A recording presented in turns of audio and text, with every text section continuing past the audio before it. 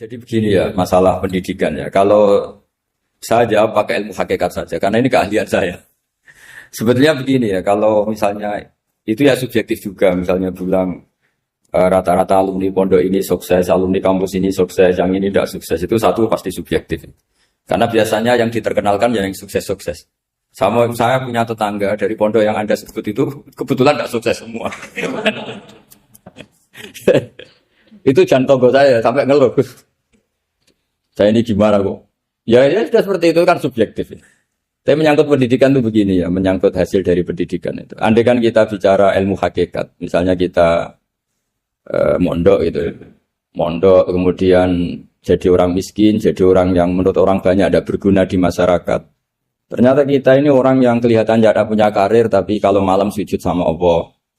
Punya anak niat memperbanyak orang sujud, terus punya ibu yang sakit-sakitan kita rawat. Meskipun kita tidak jadi dosen, tidak jadi menteri, tapi indah Allah itu luar biasa karena berstatus ngerawat ibu, ngerawat anak, ngerawat istri. Nah Islam itu datang dengan jargon-jargon seperti itu. Sehingga Nabi kalau muji itu ada Uwais Al-Qarni, ini orang yang luar biasa. Ternyata dia itu punya ibu lumpuh yang kalau kemana-mana harus digendong. Ketika tetangga-tetangganya berhasil sowan Rasulullah itu Uwais Al-Qarni tidak bisa karena setiap ibunya dipamitin mau sowan ke Rasulullah itu sama ibunya nggak boleh. Tapi apa yang terjadi? Justru dipuji-puji Nabi sebaik-baiknya kurun. Kurun itu waktu adalah kurun yang ada Uwais Al-Qarni. Saya punya teman, ini kisah nyata. Saya berkali-kali ngisi ngaji di komunitas ulama. Ini mungkin tidak bagus untuk kampus, tapi harus saya utarakan. Supaya ya kita evaluasi, saya bilang gini. Saya ini jadi kiai itu sering iri sama orang goblok.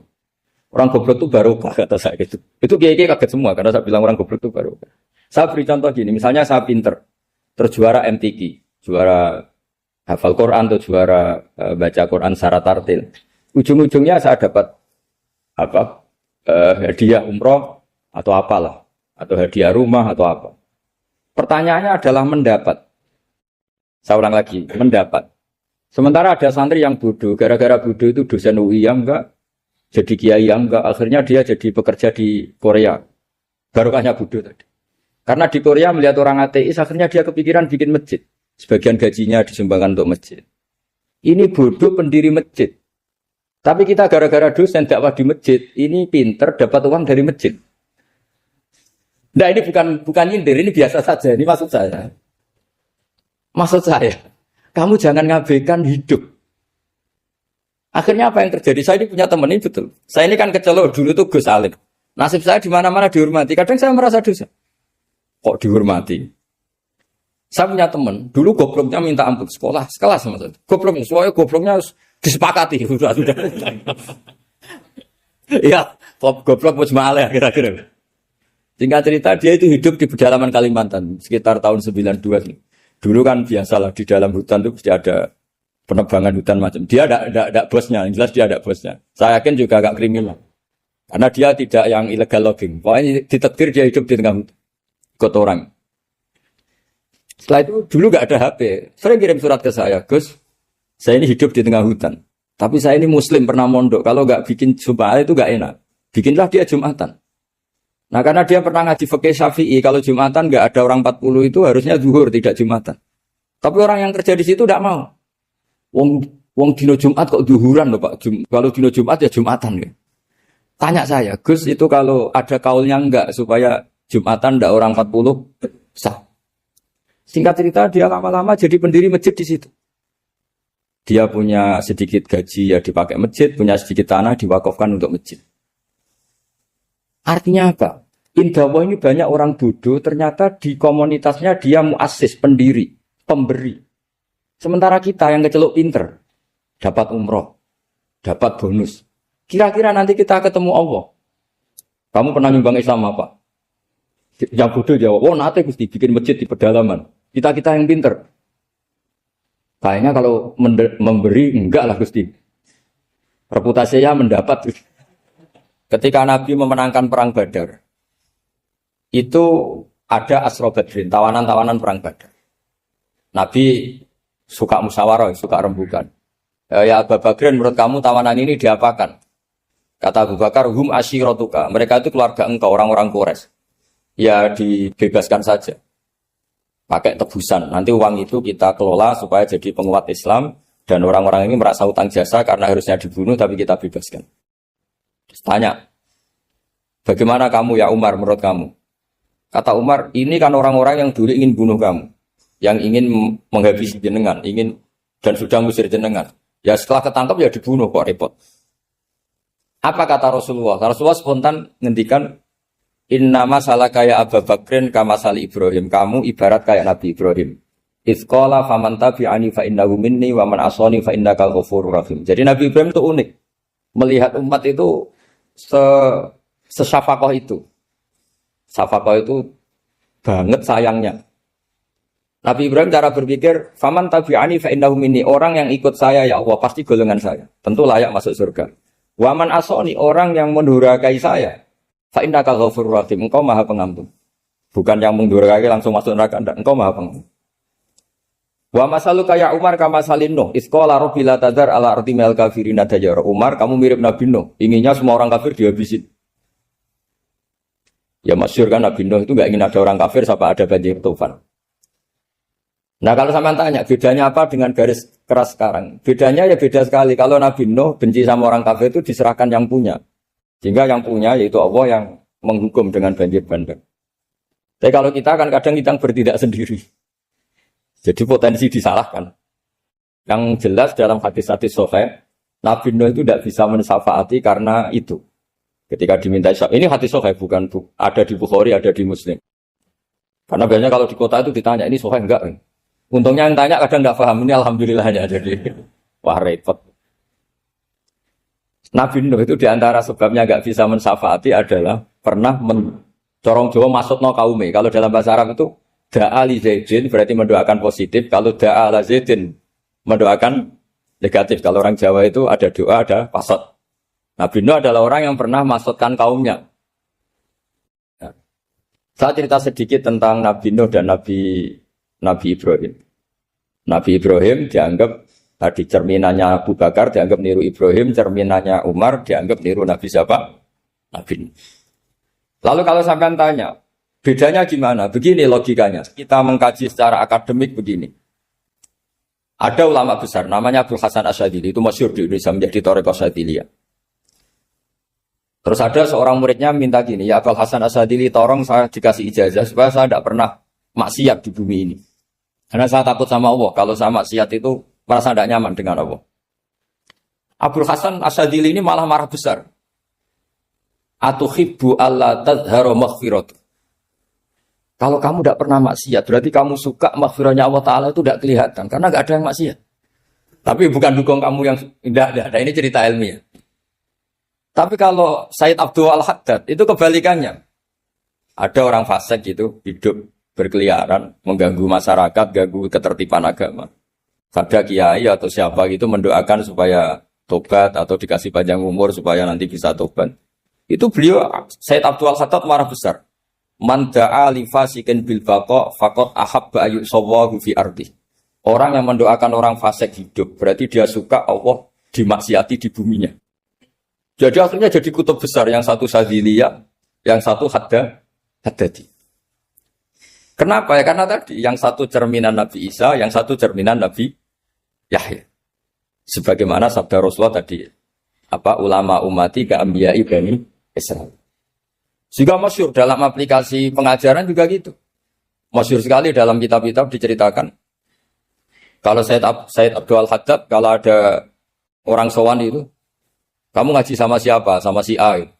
Pernah nangis gak pas ngajar? Gak pernah. Udah gak terus, gak usah diterusin ngaji orang seperti itu. Hatinya atas, wong orang iso nangis. Tapi kalau Abu Hasan Asyadili kebalikan. Kamu ngaji sama siapa? Sama si A.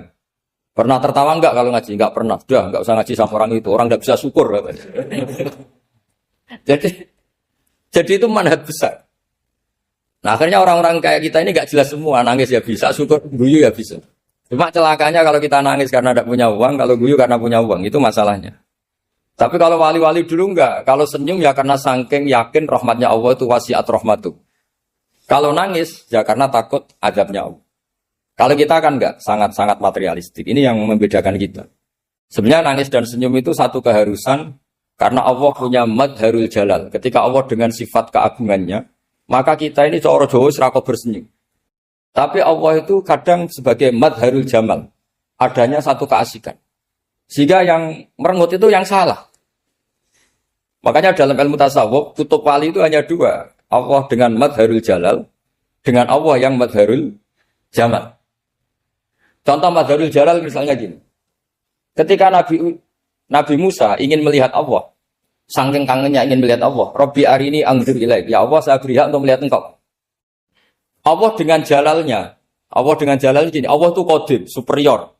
Tentu gak layak tersentuh barang hadis. Barang hadis itu makhluk. Sehingga ketika falam mata jalla rabbuhu lil jabali ja'alahu dakka wa kharra Musa sa'iqa. Sehingga gak levelnya, apapun hebatnya Nabi ini tetap makhluk. Sementara Allah itu qadim. Gak kuat. Makhluk yang fana ini, yang profan ini gak kuat. Gak kuat menampung zat yang qadim, yang superior. Sehingga gunung pun hancur. Nabi Musa pingsan. Tapi ketika Allah dengan madharul jamal itu Allah dengan keindahannya, dengan kasih sayangnya, memberi hak makhluknya untuk melihat. Nah di sini ini Allah sering ngendikan wujuhu yauma idzin nadhirah ila rabbiha nadhirah. Nanti ada wajah-wajah yang di surga itu melihat saya kata. Tapi apakah betul melihat kayak saya melihat dosen, melihat Pak Rektor, melihat teman-teman itu tidak bisa. Karena Allah itu qadim, sehingga meskipun manusia ahlul jannah melihat Allah, tetap Allah ngendikan la tudrikuhul absar wa huwa yudrikul absar. Karena Allah di balik jamalnya ya punya jalal, di balik jalalnya juga punya jalal. Sehingga selalu di Quran itu diulang beberapa kali supaya proporsional. Nah, kenapa ahli sunnah tetap berkeyakinan Allah bisa dilihat? Logikanya begini. Fa inna kulla maujudin yasihu ayyura. Allah itu zat sing nyata-nyata wujud dan punya eksistensi. Di mana-mana sesuatu yang wujud itu layak untuk bisa dilihat. Lalu pertanyaannya gini, kenapa kita tidak bisa melihat sekarang kok nunggu di akhirat? Karena mata kita sekarang itu profan, fana. Sementara kita setelah di surga, tubuh kita didesain abadi. Ya saya ulang lagi ya, setelah kita di surga, semua fisik kita ini didesain abadi. Tentu karena desainnya sudah abadi, layak melihat zat yang abadi. Tapi pertanyaannya, kenapa tidak bisa ikhatoh, tidak bisa melihat sampai faham, la tudrikul absar?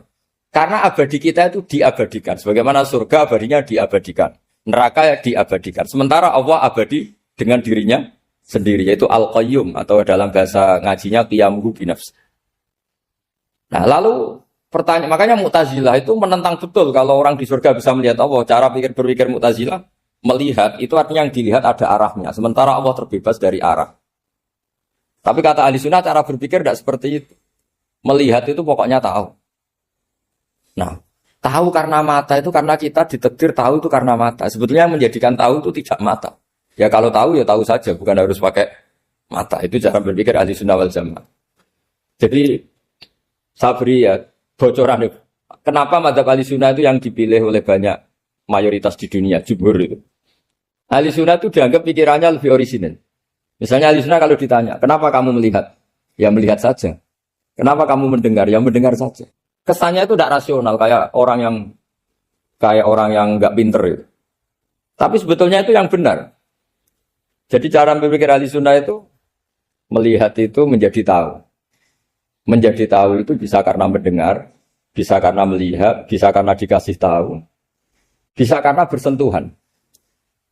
Sebab itu di Quran itu ada ayat ala ya'lamu man khalaqa, bukankah zat yang menciptakan itu menjadi tahu. Sehingga kenapa Allah itu selalu tahu? Karena Allah yang menciptakan. Kalau kamu tahu karena mata, sekali itu jauh, maka kamu tidak melihat. Atau kamu sekarang buta, kamu tidak melihat. Atau tertutupi barang itu, maka kamu tidak melihat. Tapi kalau kamu tahu karena kamu menciptakan, maka akan melihat terus. Misalnya saya ini tukang batu. Saya ingat betul ketika saya bangun Monas, itu pulpen saya tak tanam di dalam Monas. Saya ingat betul kalau pulpen saya warnanya putih, tak tanam di Monas 2 meter dari pondasi. Setelah saya pulang ke Jogja ditanya, di dalam Monas ada apa? Ada pulpen. Posisinya 2 meter dari pondasi. Kenapa saya tahu? Karena saya yang menciptakan. Nah, karena menciptakan ini sehingga tahu saya akan terus-menerus. Tapi kalau tahu karena mata sekali barang itu tertutupi, nggak tahu. Misalnya saya tahu jenengan karena dekat sekali jenengan kemana-mana saya tidak tahu. Tapi kalau saya menaruh sesuatu di tubuh Anda, sehingga kamu kemana-mana tetap tahu bahwa barang itu ada di tubuh. Nanti kalau ada yang protes, tapi bisa saja Gus barang itu dicuri orang kemudian Anda tidak tahu. Yang menjadi tidak tahu karena saya sudah tidak menciptakan suasana itu. Selagi saya yang menciptakan, maka akan tahu. Nah, tapi karena Allah ini menciptakan semua yang ada di bumi, maka Allah tahu terus. Jika Allah tahu cara bikin kuman, terus tahu bahwa manusia itu punya kuman, kumannya punya organ, organnya juga punya kuman. Terus gak kebayang. Kamu bayangkan kayak, makanya Allah itu kalau cerita sederhana, inna wuha la yastahi ayyadriba masalam ma ba'udatan fama fawqaha. Allah itu tidak malu bikin perumpamaan nyamuk, karena nyamuk itu lebih dahsyat dibanding gajah. Para pematung itu disuruh bikin gajah masih mampu. Bikinkan patung gajah, mungkin masih sanggup. Tapi kalau tak suruh bikin patung nyamuk, nggak usah bikin hidup, patungnya saja sekecil itu. Padahal nyamuk kecil itu punya organ tubuh. Lalu bikinnya organ tubuh nyamuk itu kayak apa? Organnya punya kuman. Kumannya punya organ. Organnya juga punya kuman. Sehingga orang-orang alim itu baca nyamuk itu lebih jadi ayat Allah ketimbang melihat dinosaurus. Tapi sekarang orang itu nggak tertarik ceritanya. Jadi beda perasaannya orang alim sama orang awam. Kalau orang awam itu melihat mukjizat kan yang dasar-dasar. Kayak dinosaurus, gajah. Wow. Gitu. Kalau orang alim nggak, malah melihat nyamuk. Kealiman seperti itu terjaga di umatnya Muhammad, di umatnya Rasulullah Muhammad SAW. Karena ketika umat ini nggak ditumbuhi para nabi, itu Allah menjamin Muhammad, ulama umatmu nanti punya kemampuan seperti nabi. Tentu tidak dalam keutamaan ya, keutamaan tentu nggak sekelas sama nabi. Kenapa itu terjadi? Karena tadi para nabi ini mewakili sekian. Kalau kita sangat mencintai Indonesia, maka kita akan tegas siapapun yang ingin menghancurkan Indonesia. Itu kira-kira cerminan Nabi Nuh. Kalau kita sangat mencintai Allah, maka kita akan benci sebenci-bencinya sama orang yang mendurhakai. Tapi masalahnya, Allah yang kita cintai itu memaklumatkan diri kalau bersifat ghafur, pengampun. Jika kalau kita terlalu kasar, ini kan yang kita cintai bersifat ghafur kok kita kasar. Di sini Nabi Ibrahim. Beliau sangat mangkel sekali sama yang durhaka sama Allah. Tapi kalau mau mangkel gimana? Zat yang mengajarkan itu bersifat ghafur. Maka kita mau tidak mau. Makanya ada riwayat mengatakan takhallaku bi akhlaqillah, kamu bertata krama kayak akhlaknya Allah. Akhirnya ya sudah, kita mau apa coba? Kira-kira kalau kamu mencintai seseorang, itu potensinya akan dua, protektif. Ada telepon itu dari siapa? Cewek atau cowok, protektif. Itu bukti cinta atau bukti suudon kan tidak tahu. Tapi misalnya kamu cinta perempuan terus WA-an sama lelaki gak apa-apa, jalan sama lelaki gak apa-apa, sama masa lalunya pacarnya juga gak apa-apa. Itu cinta apa pembiaran? Karena sama-sama gak jelas. Nah kira-kira mencintai Allah itu kira-kira analoginya seperti itu. Kalau yang satu protektif, Allah harus zat satu-satunya yang disembah. Gak boleh didurhakai, gak boleh dikhianati. Sehingga ini sangat keras sekali. Nah, ini Nabi Nuh. Di sini ada Nabi Ibrahim, karena orang yang zat yang kita cintai bersifat ghafur. Jika kalau kita terlalu tegas beda dengan sifatnya Allah yang bersifat ghafur. Nah umatnya Nabi seperti itu mulai dulu. Ada yang moderat, ada yang keras, ada yang setengah keras, setengah moderat. Ada yang ngambil sikap, urip mangan turu, ngenteni mati. Itu lebih baik itu timbang punya istihad tapi gak jelas, mendingan. Itu ada riwayatnya. Suatu saat ibadah akhir umatku terbaik adalah tidur. Maksudnya tidur itu gak ngambil sikap, masyhur itu. Saya beri riwayat yang ada di Bukhari Muslim. Satakunu fitanun. Al-qa'id fiya khairun al-qa'im wal-qa'in fiya khairun al-masi wal-masi fiya khairun nasai. Nanti di akhir zaman itu banyak fitnah. Kata Rasulullah, yang duduk lebih baik ketimbang yang berdiri. Yang berdiri lebih baik ketimbang yang jalan. Yang jalan biasa lebih baik ketimbang yang jalan bergegas. Man tasarrafa laha tastasrifu. Fitnah itu adalah siapa yang terlibat maka akan semakin parah. Sehingga semenjak itu ulama berpikir nanti di akhir zaman kalau ada fitnah, itu sebaiknya orang ngambil sikap sepasif-pasifnya, secuek-cueknya.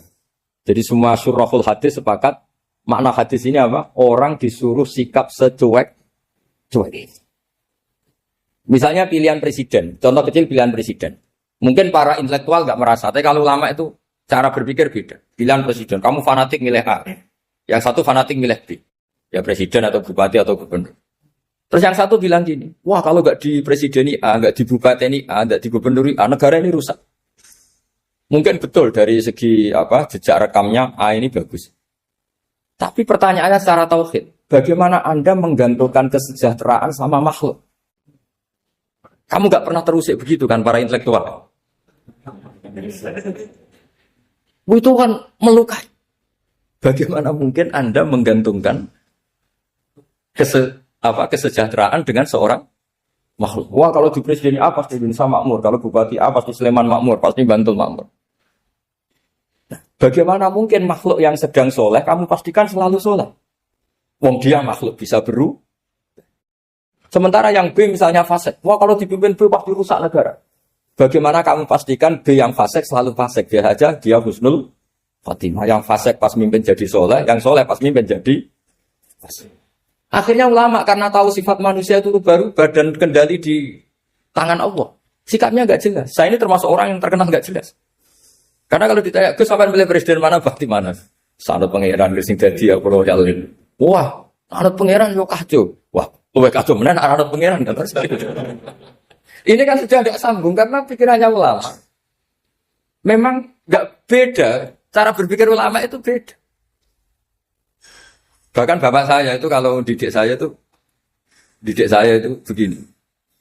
Kalau meseli saya atau ngirim saya dulu itu kan pakai mes. Ini uang kamu 500.000 untuk kamu. Mesti ditambahi 100.000 ini untuk buat jajan sama teman-teman. Mesti ada uang pokok, ada uang sodako. Dulu saya sering tanya, kenapa bapak sangat menghormati teman-teman saya? Kata bapak, kowe mondok aku ra iso nyukupi, sing iso nyukupi ya kanca-kanca. Ternyata betul, rata-rata anak kuliah atau anak mondok, uang pribadinya kan 8 hari dari dikirim sudah habis. Berarti kan masih 22 hari kok bisa hidup itu kan barokahnya teman-teman itu. Malah yang agak beling itu 1 hari sudah habis, berarti ada 29 yang bergantung sana sini. Jika Nabi dulu cara ngendikan itu unik. Kata Nabi, da'un nasayar zuku wahu ba'duhum ba'duh. Menusau barnawa, enggak saling memberi rezeki. Ketika ada collab, Medina itu pernah collab. Terus sekarang pernah defisit. Beberapa pakar ekonomi datang ke Rasulullah. Ya Rasulullah, sa'ir. Tolong dikasih harga standar. Tapi apa jawabannya Nabi? La tusairu fa inna Allaha huwal musair. Kamu jangan kasih harga. Allah sendiri yang menentukan harga itu. Terus kata Nabi, kenapa engkau begitu ya Rasulullah? Ini negara harus ditentukan harga karena gini-gini. Kata Nabi, saya tidak ingin ketemu Allah dalam keadaan dolim. Tapi ini tentu di teori ilmu modern ini masalah. Tapi menurut orang modern. Tapi kalau menurut ilmu hakikat itu nggak akan masalah. Misalnya, kenapa Nabi tidak menentukan harga dalam keadaan negara seperti itu? Jawabannya pakar-pakar hakikat. Ya saya ulang lagi pakar-pakar hakikat. Begini, misalnya ada orang menimbun supaya nanti harganya mahal. Terus ditimbun terus sampai nunggu harganya mahal. Lama-lama dia sadar kalau timbunannya nggak ada gunanya karena ternyata orang nggak beli. Nah, ketika orang nggak punya kemampuan beli, yang menimbun juga nggak punya uang. Nah, tapi kalau sampean tanya, tapi Gus nak tuku barang pokok kan kita mati karena kehabisan stok. Itu masalah tauhid Anda. Bagaimana mungkin kamu bayangkan seorang makhluk tidak bisa hidup atau nggak dapat rezeki? Nabi itu orang yang sampai ke derajat hakikat dari tidak pernah bayangkan gitu. Salah sampean jadi orang yang tauhidnya masalah. Sehingga terus bayangkan, wah kalau negara ini kayak, wah kita makan apa? Kalau negara nggak stabil, wah kita gimana? Itu tidak bisa seperti itu. Dulu ketika kita dijajah Belanda, itu kiai-kiai kita, Mbah Hasyim Asy'ari, Mbah Ahmad Dahlan, mondoknya di Mekah. Sampai alim alama, dua beliau, Mbah Hasyim sama Mbah Ahmad Dahlan itu ngajinya sama-sama Syekh Khotib Minangkabau. Cuma Mbah Hasyim lebih menekuni ke Syekh Mahfud Termas, yang satu menekuni Syekh Khotib Minangkabau. Jadi dua beliau itu ngaji di guru yang sama. Mbah saya, buyut saya itu ya sudah mondok Mekah. Zaman dijajah Belanda. Sekarang kita agak dijajah, agak mondok di sana. Buyut saya itu zaman itu sudah haji. Buyut kelima saya. Itu dulu kalau ingin cari tempat yang teduh, itu masuk ke gua. Itu masuk gua itu hanya kepalanya saja. Kakinya masih di luar. Karena gua di Arab tidak seperti gua di sini. Kalau gua di sini kan orang bisa masuk semua. Kalau gua Arab kan hanya celah-celah batu-batu besar. Sehingga ketika Rasulullah hijrah ke Madinah, singgah di Gua Sur, kata Abu Bakar gimana? Andai kan yang ada orang kafir di depan gua. Kata Abu Bakar gimana? Andai kan mereka melihat kakinya, pasti melihat kita. Karena gua di sana itu satu tubuh tidak bisa masuk penuh. Kalau gua di sini kan ada yang mobil saja bisa masuk. Nah itu bahasa saya kalau mau istirahat itu masuk gua, separuh badan di dalam gua, separuhnya masih di. Nah sekarang terus kita bilang, wah kalau kita negara tidak stabil, kita haji kemana dulu? Zaman dijajah Belanda kita. Jadi yang perlu saya terangkan di antara sifat dasar orang-orang baik adalah di mana saja, kapan saja itu memberi manfaat. Termasuk tentu saat paling sulit.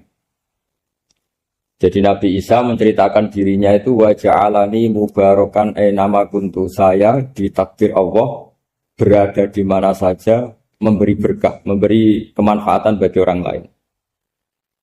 Ada beberapa cerita tentang Nabi Isa. Jadi perlu diketahui ada 3 nabi yang seperiode. Satu Ibrahim dan Nabi Lut. Ibrahim itu sama Nabi Lut itu pernah paman.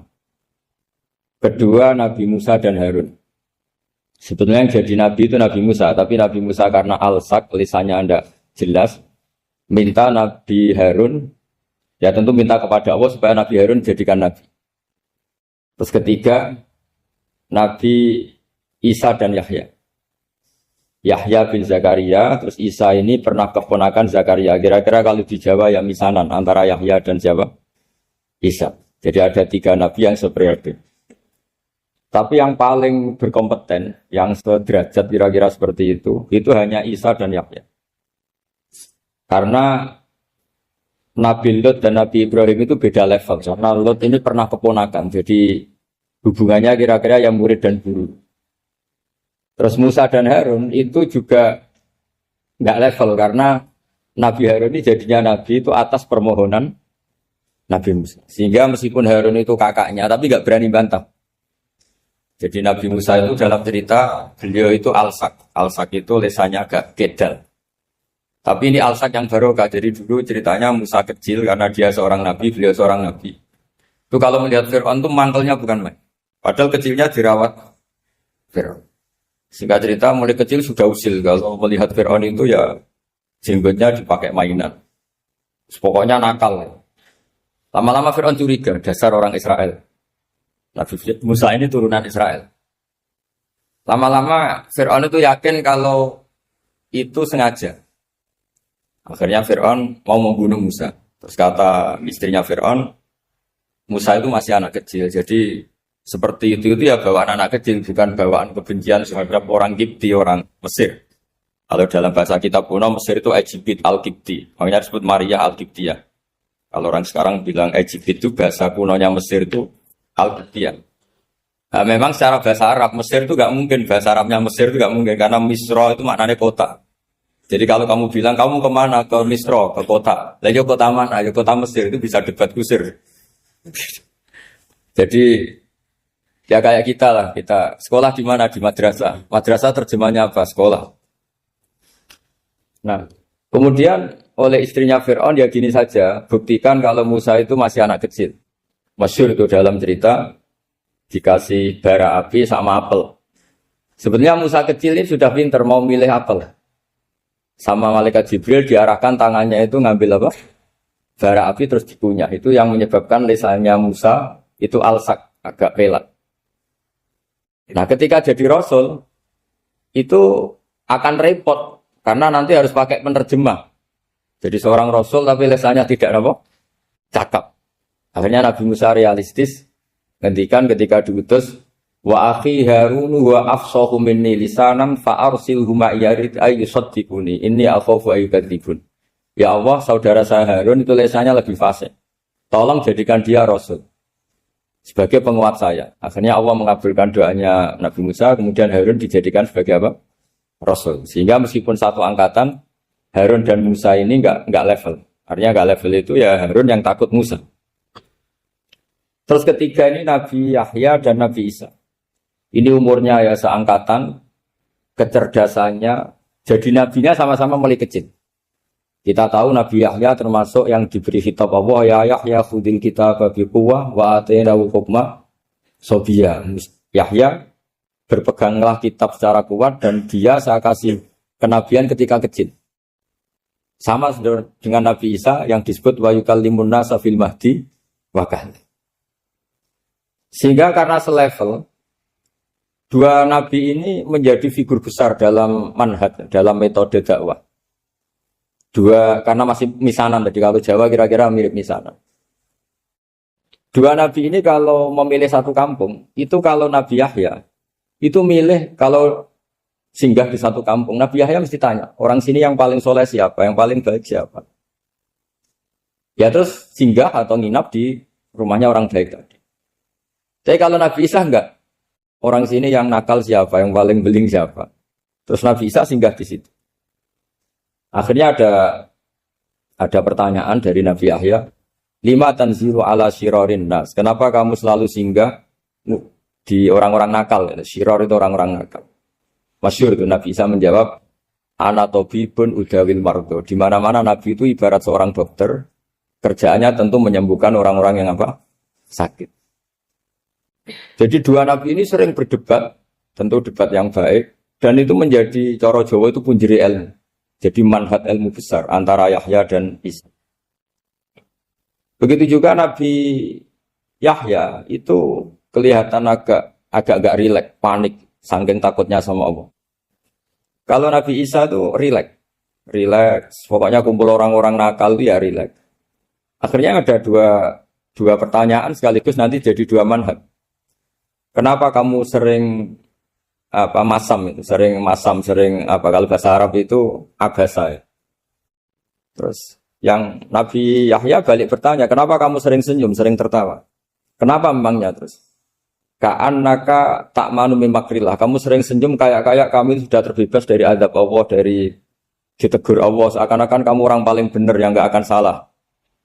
Nabi Isa balik tanya, sama kamu sering masam, sering mero, ka'annaka taqnatu min rahmatillah, seakan-akan kamu putus asa dari rahmatnya Allah. Sehingga kemudian itu jadi manhaj besar. Kalau terlalu senyum, ya dianggap orang yang kayak enggak punya perasaan dosa. Tapi kalau terlalu masam, terlalu merenggut, seakan-akan rahmat Allah itu terbatas. Sehingga seakan-akan Allah itu rahmatnya enggak cukup lah untuk mengelola manusia ini. Sehingga itu jadi metode besar yang masyhur itu dalam sebuah hadis Nabi ngendikan, ulama ummati ka anbiya Bani Israil. Ulama umatku itu kapasitasnya atau fungsinya atau manfaatnya setingkat nabi-nabi Bani Israil. Karena ketika umat ini enggak ditunggui para nabi setelah Rasulullah SAW, itu yang nunggui hanya ulama. Tapi ulama ini sudah cukup mewakili para nabi Bani Israil. Dan banyak syurahul hadis, para menyarah hadis mensarahkan, Nabi tidak ngendikan ulama umati kamisli seperti saya, tapi ka'ambiyai Bani Israel, bagaimana nabi-nabi Bani Israel. Nabi Bani Israel itu macam-macam. Termasuk ada yang tidak nikah, yaitu yang bernama Yahya dan Isa. Delala umatnya Nabi itu ada orang alim alamah yang ilmunya melegenda, yaitu namanya Imam Nawawi. Itu tidak nikah. Sampai kabudut. Meskipun dalam ajaran syariatnya Nabi an-nikah sunnati, tapi selalu ada orang yang ditakdir tidak nikah. Karena masyhur, karena sibuk ngurus ilmu. Bukan karena tidak laku, yang jelas itu bukan karena tidak laku. Imam Nawawi itu ganteng, orangnya ya normal, tapi karena sibuk nulis, beliau sampai kabudut itu tidak nikah. Imam Sibawayh itu suka sekali sama ilmu, menjadi istri utamanya ya ilmu. Dia ganteng, Sibawayh itu maknanya itu apel, dia ganteng sekali, sampai banyak cewek yang senang. Akhirnya dia nikah. Saya nggak pernah dikumpulin. Dia belajar terus. Ketika beliau ke pasar, dulu nggak ada supermarket, beli kertas, kitabnya dibakar semua sama istri. Dikira istrinya terus mencintai dia, malah diceraikan. Itu siapa Imam Sibawayh. Terus ada umatnya Nabi yang paling unik di dunia. Mungkin Pak dosen, saya kiai pun nggak bisa nih. Tuh ada orang tuh ganteng sekali, istrinya cantik sekali. Itu tahu-tahu sudah 10 tahun nggak pernah hubungan suami istri. Karena ketika si suami itu tahu istrinya cantik, itu langsung sholat, sujud syukur, sholat terus, saking senengnya punya istri cantik. Yang istrinya cantik juga solihah, tahu suaminya ganteng ya terus sholat, terus syukur. Itu sampai berhari, sampai bertahun-tahun.